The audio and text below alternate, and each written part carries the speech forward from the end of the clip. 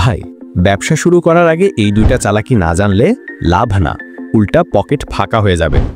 আমি এমন দুইটা কথা বলবো যেটা জানলে তুমি আজ থেকেই ব্যবসার গেমে স্মার্ট খেলোয়াড় হয়ে যাবা। রফিক নামের একটা ছেলে 50,000 টাকা নিয়ে চায়ের দোকান দিল, কিন্তু 3 মাসেই দোকান বন্ধ। কেন জানো? সে চালাকি নম্বর 1 বুঝে নাই।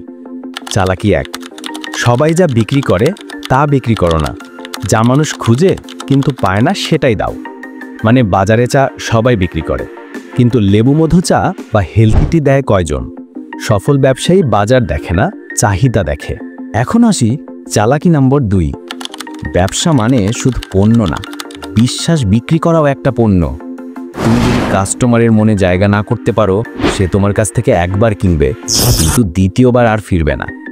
যেমন জ্যাক মা, আলিবাবা ফাউন্ডার, বলেছিল, if people trust you, money will automatically come. তাই ভাই, প্রথমে মানুষের আস্থা জিতো, তারপর টাকা আপনাতেই আসবে। শহীদ ভাই একটা ছোট দোকান চালাতো, একই জিনিস পাশের দোকানেও বিক্রি হতো, কিন্তু আশ্চর্যের ব্যাপার, পাশের দোকানে ভিড়, ওনার দোকানে নীরবতা। একদিন উনি বুঝলো, মানুষ শুধু পণ্য না, ব্যবহারও কেনে।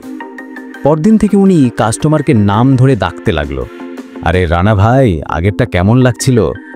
1 মাসের মধ্যে দোকানটা জমে নিল, লাভ 3 গুণ। কারণ ভাই, সে বিশ্বাস বিক্রি করতে শিখছে। মানুষ পণ্য ভুলে যায়, কিন্তু ভালো ব্যবহার কখনো ভোলে না।